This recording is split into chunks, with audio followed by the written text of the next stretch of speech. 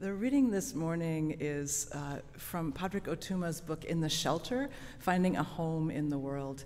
And it's a short poem from toward the beginning and then a paragraph from toward the end. Narrative Theology number 1. And I said to him, "Are there answers to all of this?" And he said, "The answer is in a story, and the story is being told." And I said, "But there is so much pain." And she answered plainly, "Pain will happen." And then I said, "Will we ever find meaning? Will I ever find meaning?" And they said, "You will find meaning where you give meaning. The answer is in a story, and the story isn't finished."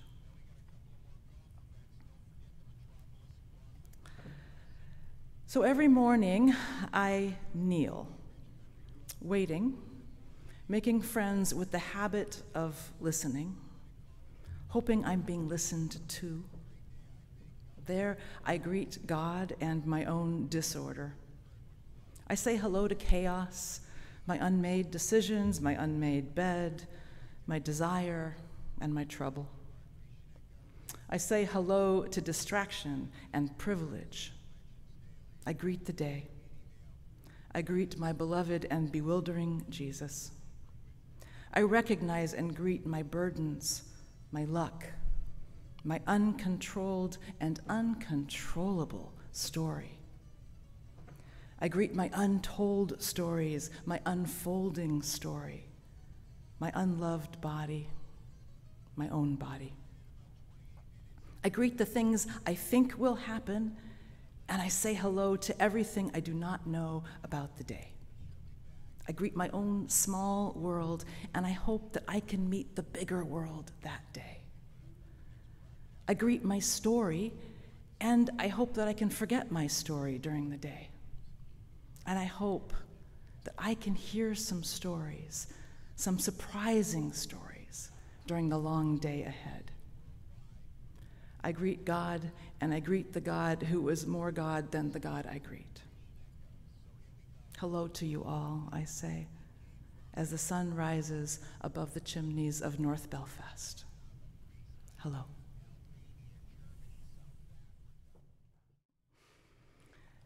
In my early 20s, I had some painful, traumatic, pretty shattering experiences. And for the first year or so afterward, I really didn't have the help I needed to face and feel all that pain and grief and devastation. I had been kind of a mixed bag of a teenager at best, but somehow I had, through that decade, also somehow retained vestiges of this sort of wild, essential, fun, loving self. But with those traumas, I really lost that. And I kind of curled inward and tried to disappear for a while. I created a story, a narrative that was really thin. Thin stories remind me of something called thought-terminating cliches. Thought-terminating cliches are these short phrases that people deploy to kind of stop discussions and arguments. They discourage questions. They're little sort of definitive sounding phrases that short circuit going further into what's comfortable. They're sort of like a do not enter sign if a conversation, turns down a dark alleyway that is potentially full of complicated emotion and thought. These can be tricky because they get used by politicians and oppressive governments and religion, but also by regular people when we don't know what else to say. Certainly I say them sometimes. They're usually pretty common phrases, and they sound kind of like folk wisdom. I'm going to give you some examples. You only live once. It is what it is.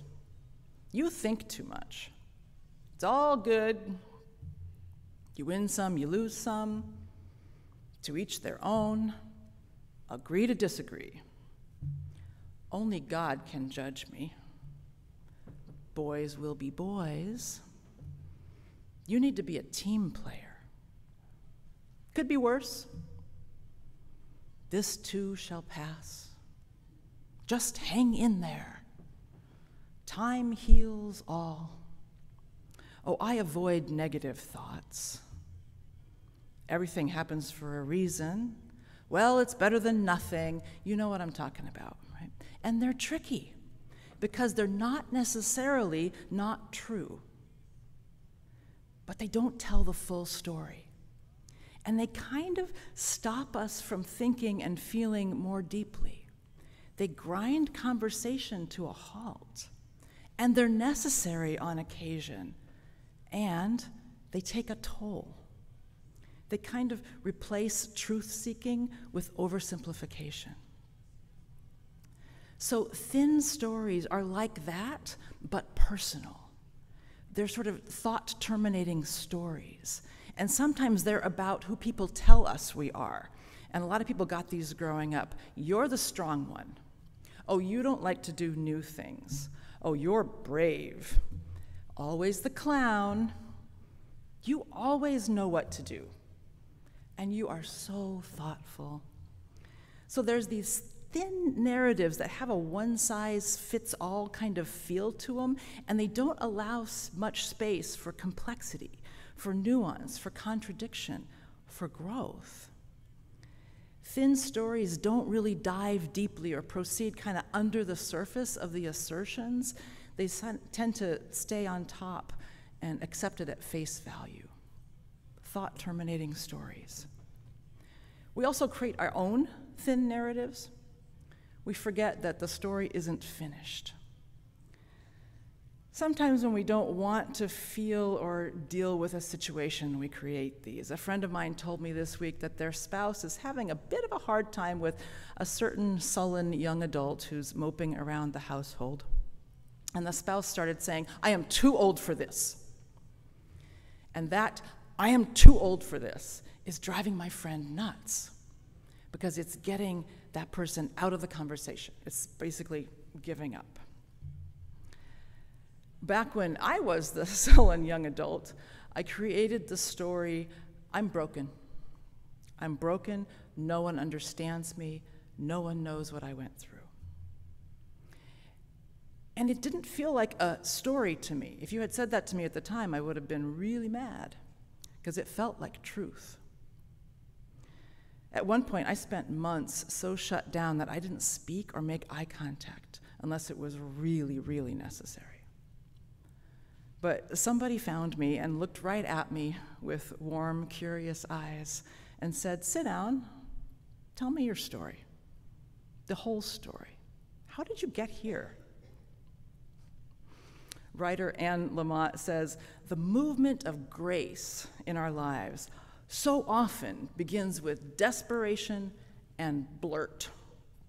And indeed, I have stuffed these overwhelming emotions down into a bottle, and there was so much pressure and desperation built up in that bottle that when she asked, it popped, and everything came flying out. So indeed, the movement of grace began with desperation and blurt. I blurted the whole thing, and she gave me the space to find the words, to find the tears that needed to be found and spoken and cried. These stories need air, they need space, they need other humans. Our stories need to be heard and honored in their complexity. So then I told my story a lot. Over the years, it kind of locked in, and it became the story. And I told it in that way, on repeat. And then that started to feel like, ugh, like a stale cracker with hot sauce on it, right? So then there I was again, living in this thin narrative, living in a thought-terminating story and acting as if the story were finished. Thickening the narrative meant I had to be willing to question the identity that I had built around that story, to open it back up, to go back in and find out what else is there. What energy, what possibility, what is it that I would need to feel if I weren't clinging to that story? It's not about changing the facts or pretending that something didn't happen, But don't sell yourself short by accepting a thin narrative about your life and just telling that over and over again. Behind the surface of these well-worn stories that we tell, new and different truths are always available, partly because we have changed. And if we don't let our story grow, if we don't let our stories grow, the stories can stop us from growing. So mine had thinned down into, I went through terrible losses and traumas. For a while, I didn't want to be alive, but I got more therapy than Woody Allen, and now look at me, ta-da. And it's not that it was that troublesome of a story, right? I mean, it was about resilience and flexibility, and it was about post-traumatic growth. And part of me came to think of myself as the story. It became sort of who I am, and it felt so natural that it didn't occur to me to question it. I mean, I had sat in how many hours of therapy and built it. But the story functioned like a filter that was keeping me from being awake and being aware of what was actually happening in my life. And it turned out that it kept me in a relationship that required resilience and flexibility over and over and over and too much over. But I can do that. That's who I am. I can do that. Do you hear how seductive that can be? It took 14 years and the universe essentially bonking me over the head with a COVID-shaped frying pan before I actually understood that just because I could stay didn't mean it was a good idea. So I'm just here to encourage you to find those thin narratives in your life and re-engage with your stories. Stuck stories limit our ability to experience interconnectedness, to see that we're so much bigger than these personality patterns. To experience our inherent relationship to all life means opening those thin narratives. And I actually think this is a time in human history when we need strong, growing, alive stories. There's a lot that's getting stuck into small phrases like fake news, right? We need stories that build our capacity to laugh and to change and to heal and to move forward from where we actually are. We are different because of the pandemic. Our churches are different. We need to share our rich personal stories of what we went through during pandemic, and telling those stories in groups helps us make meaning. And it helps us carve out kindness for each other, and maybe even a little kindness for ourselves. We're changed, we're different. So don't shut down your storytelling, even of the pandemic, with simple, thought-terminating tales. Open them back up, give them light and space and new ideas, and relax the patterns. It'll make more space for joy and creativity and imagination, and those support our ability to connect with each other and with what's greater than us. None of us returned to churches that we knew before pandemic. We're different. People's, individual members' priorities have changed, and your church has changed. What would it feel to have to let that in? It can't be the way it always was. What would you have to feel to really let that in? There may be stuff there that needs to be grieved. Lots of churches and institutions are going through this process. Brene Brown tells us, one day you'll tell your story of how you overcame what you went through, and it'll be someone else's survival guide. I've worked for many years as a mental health counselor and music therapist for people receiving hospice care, and I've had the honor, the really deep honor, of witnessing and holding many stories. I've gathered my own set of survival guides. Some of the saddest things I witness, though, in hospice are when people are about to die and they're still telling these thin, old, worn-out stories about who they are. My patient Jeff was in his late 50s. He was a biker, and as a young man, I guess he'd been pretty wild. He belonged to the Hells Angels. And like all of us, he made some mistakes. Some of his were pretty bad, and he spent some time in prison. Jeff was at an inpatient hospice house I worked at for his last few weeks. And the house was staffed by these incredibly competent, compassionate, well-meaning, middle-aged women who kind of hovered around, ready to help Jeff with his every physical need. But Jeff would not speak or make eye contact unless absolutely necessary. But his friends showed up every afternoon to sit with him. They were big biker dudes, and they drove up on these souped-up Harleys, tattoos, long beards, leather jackets, big boots. And my colleagues in hospice were, shall we say, rather intimidated by them. Although actually these guys were some of the most polite visitors we ever had. There was just this teeny tiny little culture clash between them and the nurses and the social workers and the chaplains. And they were kind of at a loss for what to do with Jeff. So they did what they always did when they didn't know what else to do: try music therapy. That was my cue. So here's one of the many times when being gender non-binary comes in really handy. I have never been a biker, but I can find a part of me that recognizes and identifies with that kind of energy, so I can meet it in Jeff. I could sit with it and just feel comfortable. I didn't bring my guitar and my folk songs and my sweet smile into Jeff's room. I brought my phone and a little speaker. And I didn't ask him how he was or if he wanted a music therapy visit. I just said, "You like music?" And he looked at me and he was, "Yeah." So I took my phone out and I just said, "What?" And we ended up spending an hour or so, basically every morning, just taking turns picking out tunes. And I could feel how badly he was hurting.